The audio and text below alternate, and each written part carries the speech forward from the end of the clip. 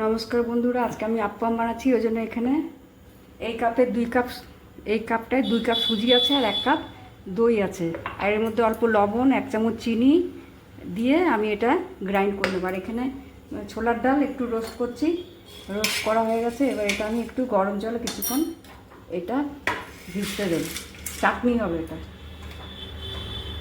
আর এবার কিছু বাদামও আমি ভেজে নেব, ড্রাই রোস্ট করবো।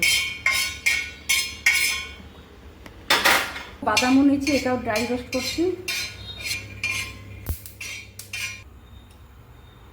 সুজিটা আমি গ্রাইন্ড করে নিলাম, দই, সুজি, চিনি 1 চামচ আর স্বাদ মতো লবণ দিয়েছি আর একটু খাবার সোডা দিয়েছি। এবার এটা বাটিতে ঢেলে রাখছি।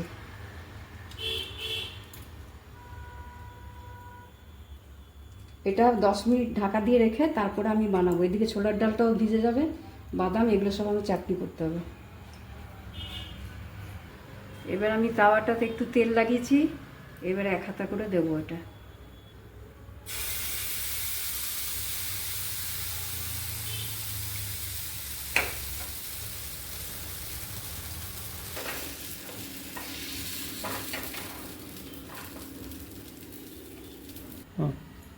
এই যে এটা আমি বাদামটা আর ডালটা রোস্ট করা ছিল আর বাদামটা ভাজা ছিল, ওটাতে আমি 2টো কাঁচা লঙ্কা দিয়ে বেটে নিয়েছি অল্প লবণ দিয়ে। এবার আমি এটাতে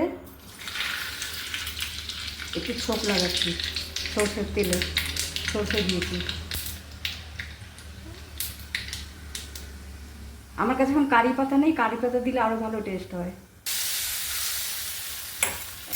আমি লেবুর রস দিচ্ছি।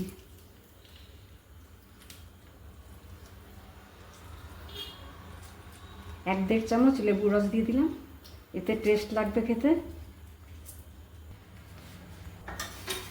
দেখুন এখানে আমার 6টা হয়েছে এগুলো, আর চাটনিটাও হয়ে গেছে। এটা এবার সার্ভ করার জন্য রেডি। আমি গোপালকে সার্ভ করব। আর আপনারা লাইক, শেয়ার আর সাবস্ক্রাইব করবেন। আজকের মতো এখানে আসছি, নমস্কার।